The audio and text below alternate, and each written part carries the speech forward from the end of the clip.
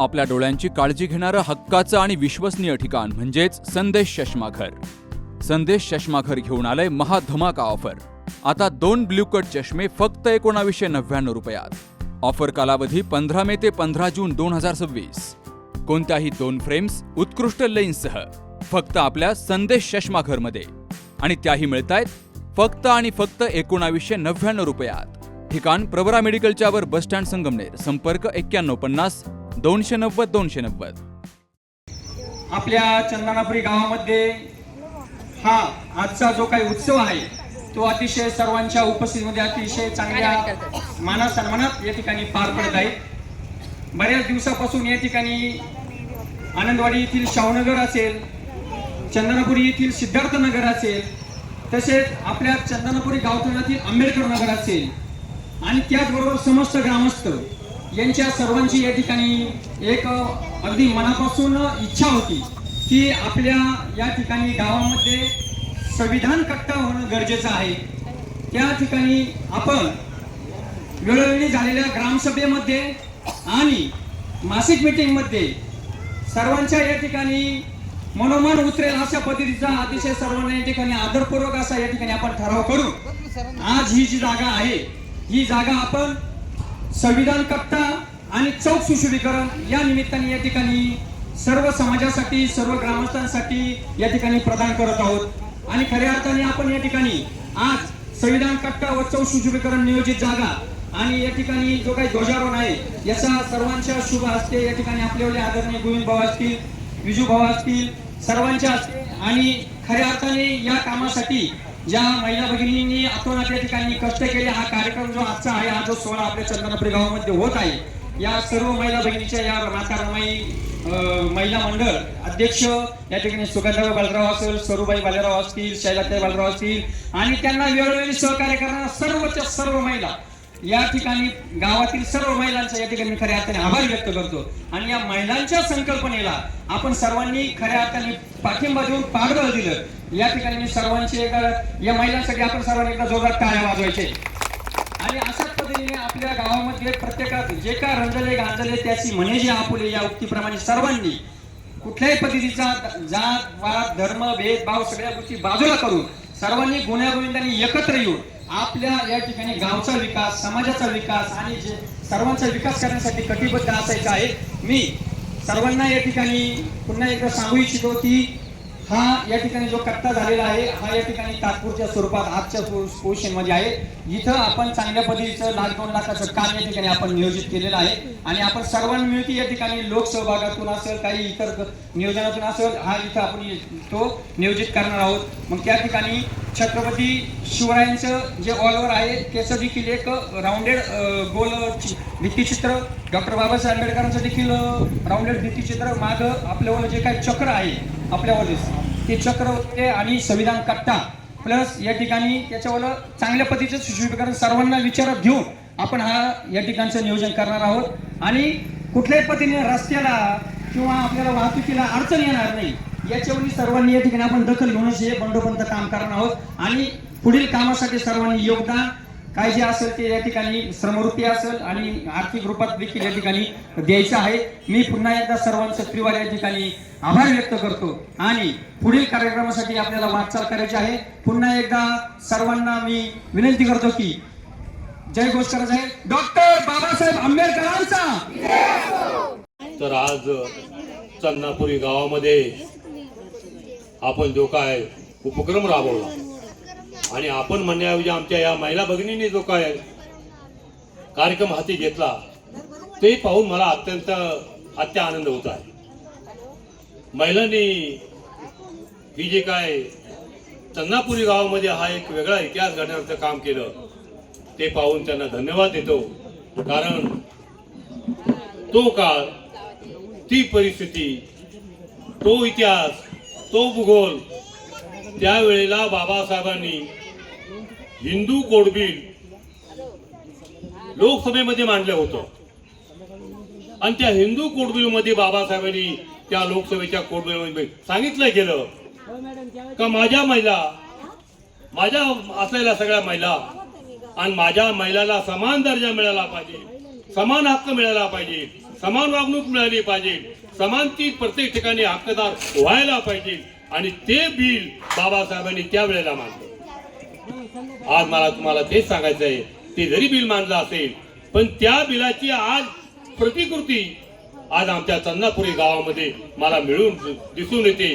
खरोखर तुम्ही त्या बाबतीत बाबासाहेबांचं स्वप्न आज तुम्ही पूर्ण केलेलं आहे. धन्यवाद देतो तुम्हाला. फार गोष्टी बोलण्यासारख्या आहेत, फार सांगण्यासारख्या आहेत, पण एवढं मात्र करूया का बाबासाहेबांची चळवळ, बाबासाहेबांचा असलेला एक वेगळा इतिहास, वेगळी परंपरा तुम्हा आम्हाला पुढे चालवायची. त्यात प्रामुख्याने बाबासाहेबांनी जो धम्म दिला त्या धम्माचं पालन करणं फार गरजेचं आहे. धम्म नुसार धम्म नाही, ज्या धम्मामध्ये तुम्हाला माणुसकी आहे, ज्या धम्मामध्ये तुम्हाला समानता आहे, बंधुत्व आहे, प्रेम आहे, असा धम्म बाबासाहेबांनी तुम्हाला आम्हाला दिला. भगवान बुद्धाचा धम्म दिला आणि त्या धम्माचं पालन करणं अत्यंत गरजेची बाब आहे. धम्माचं पंचशील पाळणं फार गरजेचं आहे. पंचशील म्हणजे काय, काय आपण करतो, नेहमी आपल्या रोजच्या वागण्यामधल्या असलेल्या गोष्टी त्या ठिकाणी सांगितल्या गेल्या पंचशील मध्ये. आणि पंचशील मध्ये हेच प्रामुख्याने सांगितलं का मी सत्य बोलेल, खरा वागेल, खरं चालेल, खरं तुम्हाला समजून घेईल. ही पहिलं तत्व बाबासाहेबांनी सांगितलं. दुसरं सांगितलं बाबासाहेबांनी पंचशील मध्ये कामे शोधता, पानाचे पाता वगैरे जे काय पंचशील म्हटलं गेलं तर मी हिंसा करणार नाही, चोरी करणार नाही, सगळ्यांना योग्य ठिकाणी सगळ्यांना सामावून जाईल. तिसरं जो सांगितलेलं आहे का मी माझ्या या असलेल्या आया बहिणी असलेल्या सर्व पत्नीशिवाय मी बाकी कुठलाही विचार करणार नाही. माझ्या माता भगिनीला मी माझ्या मातेही समान, माझ्या बहिणी समान त्यांना मी मान सन्मान देईल, हेही सांगितलेलं आहे. आणि बाबासाहेबांनी हे सांगितलेलं आहे का मी सुवेता झाल्यानंतर मुसा वादा. बाबासाहेबांनी हे म्हटलेलं आहे का मी कुठलंही नशा पाणी करणार नाही, कुठल्याही वाईट गोष्टीला हात लावणार नाही, कुठलीही गोष्ट मी माझ्या शरीरामध्ये घेणार नाही. म्हणजेच बाबासाहेबांनी जे पंचशील सांगितलं, या 5 गोष्टी जर माणसांनी पाळल्या आणि आपल्या समाजामध्ये जर आपण वागत राहिलो तर मला वाटतं बाबासाहेबांचा धम्माचं जे काही पालन आहे ते पालन तुम्ही आम्ही करू. अत्यंत महत्वाची गोष्ट आहे. बंधून फार गोष्टी सांगण्यासारख्या आहेत. बाबासाहेबांचा धम्म, बुद्धाचा धम्म, बुद्धाचा मार्ग, बुद्धाची असलेल्या इतर असलेल्या अनेक घटना या वेळ बराच झालेला आहे. मला सांगितलं फक्त 2 मिनिटांमध्ये बोलायचं आहे ताई, तर हरकत नाही. 2 मिनिटासाठी आमच्या सारख्याला बोलणं फार अवघड आहे, पण तरी मला 2 मिनिटाचाच अवधी मी समजून हे काम करणार आहे. कारण अनेक गोष्टी आहेत, बोलण्यासारख्या गोष्टी आहेत. मी ज्या वेळ असेल त्यावेळेला जरूर सांगेन. बाबासाहेबांची चळवळ, बाबासाहेबांचा इतिहास, बाबासाहेबांनी दिला धम्म, तो मात्र मी तुम्हाला अत्यंत विनंतीपूर्वक सांगणार आहे, हात जोडून आम्ही विनंती करणार आहे. त्या धम्माचं पालन करून चळवळी मात्र पुढे नेण्याचं काम आपल्याला करायचं आहे. आता तुमच्या नशिबानं तुमच्या येणे अनेक सुख सुविधा झालेल्या आहेत, अनेक गोष्टी तुमच्या जवळ आलेल्या आहेत. नुसता एक फोन केला, एक व्हॉट्सअप पाहिलं तरी तुम्ही जवळ आलेला आहात. आणि त्या असलेल्या सुख सुविधाप्रमाणे जर पाहिलं आणि तो काळ पाहिला तर आमचे काही दिग्गज, आमचे काही नातेवाईक, आमचे स्वतःचे वडील त्याच्या वेळेला पायी सायकल, त्यावेळेला साध्या मोटरसायकली देखील नव्हत्या. उन्हात अनात बैलगाडी पायी जाऊन बाबासाहेबांची चळवळ आज तुम्ही आम्ही जिवंत ठेवण्याचं काम केलं. म्हणून मी त्या सर्व दिग्गजांना, सर्व यांना अत्यंत मानाचा मुद्रा करतो आणि आता जास्त काही बोलत नाही. पुन्हा एक वार तुम्हा असलेल्या महिला मंडळांना, मी आता कुठल्या महिलेचं नाव घेत नाही, जर तू नाव घेतलं बाबा तसं होत नाही, तू नातेवाईक आहे आणि म्हणजे अध्यक्ष आहे आणि त्यांचंच नाव घेतलं साहेबांनी तर मी कोणाचं नाव घेत नाही. तुम्ही असलेल्या सगळ्या महिला, त्या पदावर असलेल्या आणि काम करणाऱ्या सगळ्या महिलांचं मी मनापासून कौतुक करतो. सगळ्यांना धन्यवाद देतो. तुम्हाला बाबासाहेबांनी सांगितलं होतं शिका, संघटित व्हा, संघर्ष करा, पण तुम्ही अगदी मोकळ्या मनाने याच्यामध्ये सहभाग घेतला. वास्तविक के.जी. बालराव, माणिकराव हे जेव्हा पत्रिका घेऊन आले तेव्हाच माझी छाती फुगून गेली. पण एक झालं, पहिलं सत्र, दुसरं सत्र आणि मग आपण कोणत्या कार्यक्रमाला जाऊ शकतो, तर हा कार्यक्रम आमच्या हाताला लागला. आदरणीय रोहन साहेबांनी सुद्धा धावपळ करीत त्यांनी आणलंय. मला यायला गाडीही नाही आणि आणायला कोणी नाही. माणिकरावाला कालच म्हणलं तर म्हणून माझा काही भरोसा नाही.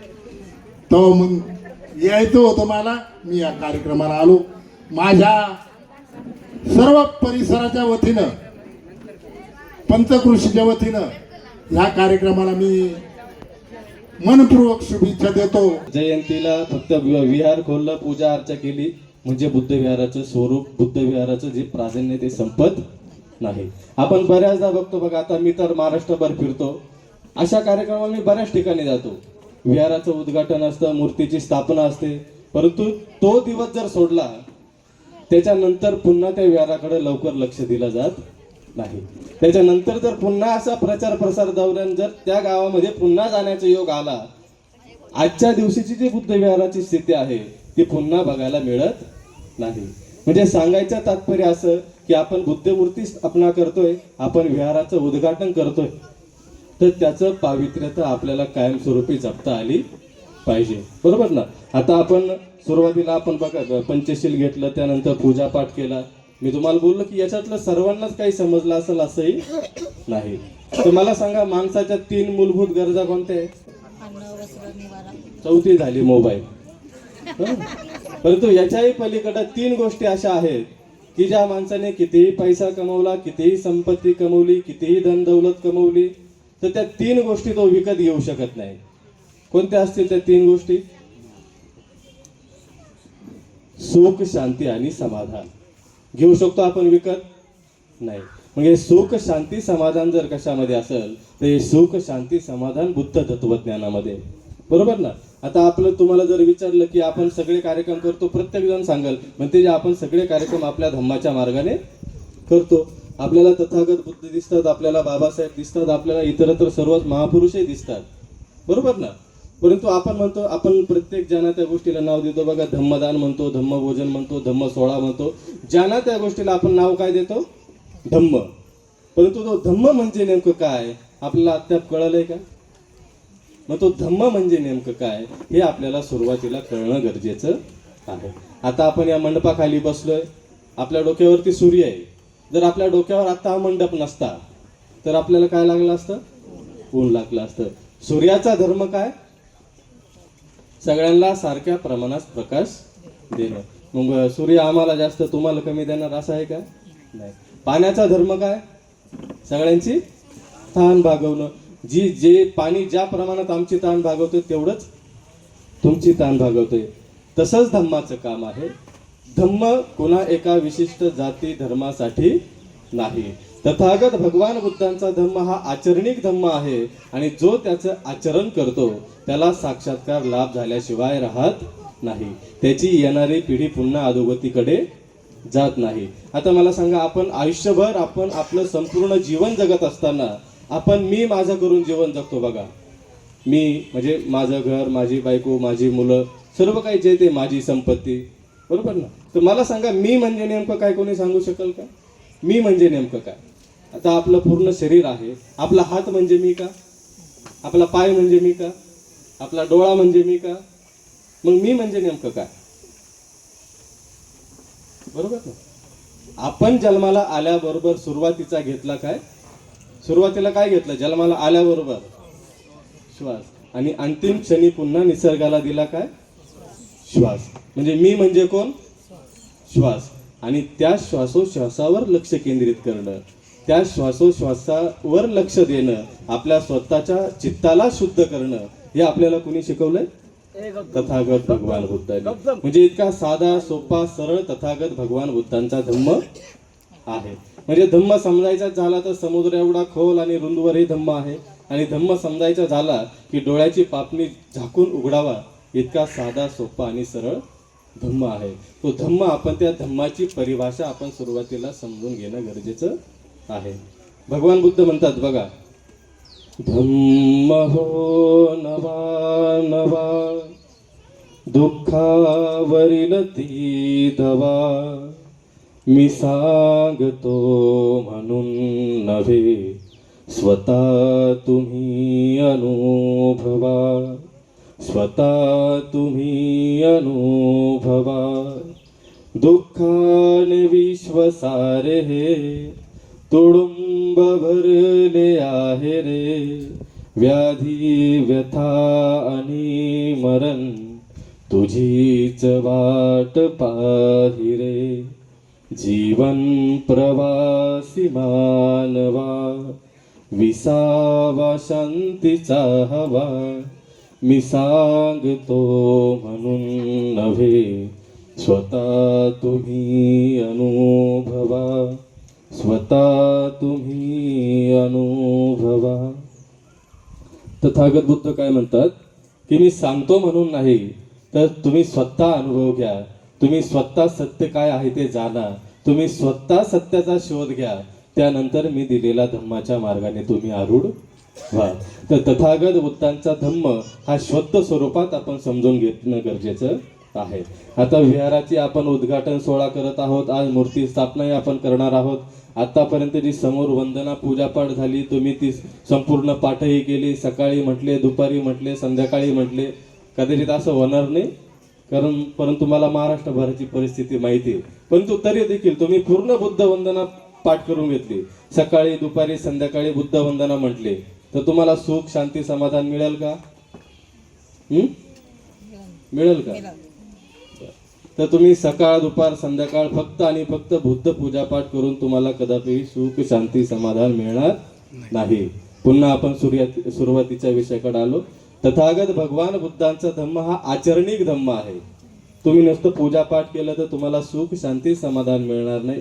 तुम्ही नुसतंच पूजापाठ केलं तर तुम्ही दुःखमुक्त होणार नाही. तुम्ही नुसतंच पूजापाठ केलं तर आपण बौद्धही होणार नाही. बरोबर ना? त्यासाठी काय करावं लागेल? आचरण करावं लागेल. खरं तर असे कार्यक्रम होता, असे सोहळे होता, फार आनंदात, अगदी खेळीमेळीचं वातावरण असतं, सुंदर वातावरण असतं. परंतु आजचा दिवस जर लोटला, म्हणजे मी निगेटिव्ह बोलत नाहीये, परंतु एक सत्य परिस्थिती सांगतोय. आजचा दिवस जर लोटला, मग विहारात येणारी जुनी मंडळी असतील, विहारात येणारी जुनी कमिटी असेल, जुनी कमिटी जुनी मंडळी काय सांगतात की आपण विहारामध्ये गेलं पाहिजे. आपण आपल्या मुलाला इंजिनियर बनवतो, डॉक्टर बनवतो, वकील बनवतो, XYZ बनवतो, सगळं काही देतो. एक गुंडी जरी तुटली तर त्याला नवीन शर्ट देतो, पण त्याला संस्कार देत नाही. काय देत नाही आपण? संस्कार देत नाही. आणि संस्कार केंद्र म्हणजे काय? बुद्ध विहार. आत्ता सांगितलं, प्रत्येकाला प्रत्येकाच्या जातीचा धर्माचा अभिमान आहे. हिंदू बांधव असतील, नित्य नियमाने सकाळ संध्याकाळ मंदिरात जातात. मुस्लिम बांधव मस्जिदीमध्ये जातात. प्रत्येकाच्या धर्मामध्ये इंजिनियर आहे, डॉक्टर आहे, वकील आहे, बिझनेसमॅन आहे. मग तुम्हाला काही स्पेशल आहे का? काही तुमच्यासाठी काही स्पेशल आहे का? काही आज जर बघायला गेलं तर डॉक्टर बाबासाहेब आंबेडकर नसते तर तुम्ही इथं असते का? आज पद प्रतिष्ठा मान सन्मान जो पण भेटते कोणामुळे भेटते? पण त्याच बाबासाहेब सांगा दर रविवारी तुम्ही बुद्ध विहारात जा. मग आपण गेलं पाहिजे का नाही? गेलं पाहिजे का नाही? म्हणून हे बुद्ध विहार आहे. आणि हे भव्य दिव्य बुद्ध विहार या तुमच्या गावानेही नवीन संकल्पना केली म्हणजे किती मोठे पुण्यकर्म. तुमचं काहीतरी पुण्यकर्म आहे म्हणूनच ही गोष्ट घडली ना. तुमच्या चित्तामध्ये जी अवस्था आहे, जी आम्हाला सतमार्गावर जायची आहे, ही अवस्था ही तुमच्या मनामध्ये क्रिएट झाली म्हणून तर तुम्हाला एवढं लाभलंय. निसर्ग नियम आहे ना, जे पेराल ते उगवाल. कर्माचा खेळ कसा असते? जो करेगा वो भरेगा. आता काय भरेगा आणि काय करेगा तेच माहिती नाही. ते कुठेला शिकायला भेटते आपल्याला? बुद्ध विहारात. बघा, मान सन्मान जात काय होते? जात पात पद प्रतिष्ठा मीपणा श्रीमंती काहीच नाहीये. तुमचे गाई गोर ढोर गोठ्यातल्या गोठ्यात, धन दौलत संपत्ती मीपणा अहमपणा या भुईतल्या भुईत. आणि जसा माणूस खांद्यावर येतो 4 जणांच्या भंकारा लागला, मग त्याची माया दिसत नाही, बहीण दिसत नाही, मुलगी दिसत नाही, फक्त त्याला गरम वाफ दिसती आणि तिथून तो एका सेकंदात कल्टी मारतो. एवढं जीवनाचं सत्य. जन्म मृत्यू, जन्म मृत्यू. आणि जन्म आणि मृत्यूचा प्रवास म्हणजे जीवन. आणि जीवन जगण्याची कला म्हणजे काय? धम्म. आणि तो सतधम्म आपल्यापर्यंत आला कोणामुळं? डॉक्टर बाबासाहेब आंबेडकर. जर बाबासाहेबाला खरंच मानायचं ना तर बाबासाहेबांचे ना परिश्रम आठवा तुम्ही. ढसा रडत होते बाबासाहेब राजरत्न ज्यावेळेस जाते है ना. पण आज आम्ही तुम्ही जे बसलोय, ज्या बाबासाहेबांना या भारताच्या लोकांना 2च ग्रंथ दिले, द इंडियन कॉन्स्टिट्यूशन आणि Buddha is Dhamma. As per the article 25, 26, 27, 28, 29, we people are sitting here. म्हणजे आपण त्या आर्टिकलनं बसलो होतो, नाहीतर बसलो असतो का? आणि कलम 13 पासून तर कलम 19 पर्यंत मूलभूत अधिकार आहे. आणि इथं सर्वात जास्त उपकार म्हणजे स्त्रियावर आहे. आणि फक्त तुमच्यावरच नाही, या भारतामध्ये असलेल्या प्रत्येक स्त्रीवर डॉक्टर बाबासाहेब आंबेडकरांचं. आणि त्या डॉक्टर बाबासाहेब आंबेडकरांना एवढं काही साध्य करण्यासाठी त्यांच्या पाठीमागं स्त्रीच होती. म्हणजे कोण? त्यागमूर्ती रमाबाई आंबेडकर. कालच आपण त्यांची काय केले? स्मृती दिन साजरी केलेली आहे. म्हणून प्रत्येक स्त्रीनं रमाबाईचा आदर्श घेतला पाहिजे. मग आपल्या समाजाला तुमच्या घरात डॉक्टर बाबासाहेब आंबेडकर पैदा झाला पाहिजे, पण आमच्या घरात नाही झाला पाहिजे. ही सिच्युएशन क्रिएट झाली नाही पाहिजे. म्हणून हा धम्म भंतेजीने सांगितल्याप्रमाणे आचरणिक आहे. आणि जसं की आपण म्हणतो ना, अत्त दीप भव म्हणजे स्वयं प्रकाशित व्हा. धम्म हा यांच्यासाठी नाही आहे, यांच्यासाठी नाही. पहिले धम्म माझ्यासाठी. पहिले माझे मला दोष शोधायचे, पण सध्या दुसऱ्याचे म्हणजे दोष शोधणं चालू आहे ना. हा उठतो कसा, हा बसतो कसा, हा चालतो कसा, याच्यासाठी धम्म आहे का? आणि आपण धम्म प्रचारक. पहिली गोष्ट, भगवान बुद्ध म्हणाले होते की धम्माचा प्रचार तोच करू शकतोय जो सप्प दुःख निसरण नाही. रागातून, द्वेषातून, मोहातून, लोभातून, या सगळ्या गोष्टीतून परिपक्व झालेला व्यक्तीच धम्माचा प्रचार करू शकतो. हा भिक्षूंना उपदेश होता भगवान बुद्धाचा. पण 2500 वर्षाच्या पूर्वीचा काळ आहे. आमच्या तुमच्या जीवनाचे उद्धार ज्यांनी केला, ज्यांनी आम्हा तुम्हाला एक ओळख दिली, ते म्हणजे डॉक्टर बाबासाहेब आंबेडकर. हा भारत बौद्धमय व्हावं म्हणून त्यांनी 14 ऑक्टोबर 1956 बुद्ध धम्माचं बीज पेरलं. आणि तो धम्मरथ, भिक्षू, भिक्षुनी, उपासक, उपासिका, हा धम्माचा आम्हाला पुढे न्यायचा आहे. बरोबर की नाही? आणि हा धम्माचा ज्याच्याकडून पुढे होत नाही त्याने मागं खेचायचा पण नाही. शांत बसायचं, पण त्याला मागं खेचायचं नाही. हा असा आपल्याला परिश्रम करायचा आहे आणि भारत बौद्धमय बनायचा आहे. KM hospital Sangamner. माफक दरात अत्याधुनिक वैद्यकीय सेवा. 100 पेक्षा अधिक तज्ञ डॉक्टर्स. हृदयविकार, स्त्रीरोग, अस्थिरोग, अपघात विभाग, मेंदू आणि मणक्याच्या शस्त्रक्रिया, सांधे प्रत्यारोपण, लॅप्रोस्कोपिक आणि robotic surgery, dialysis, CT scan, plastic surgery, मधुमेह, पॅरालिसिस, छातीचे विकार आणि जनरल मेडिसिन. त्याचबरोबर सर्व मेडिक्लेमची कॅशलेस सुविधा. सर्व शासकीय योजना उपलब्ध. अत्याधुनिक मॉड्युलर ऑपरेशन थिएटर आणि 24 तास अत्यावश्यक सेवा. ठिकाण विठ्ठल मंदिरासमोर, अकोले बायपास रोड, संगमनेर. संपर्क 99 532 99 532.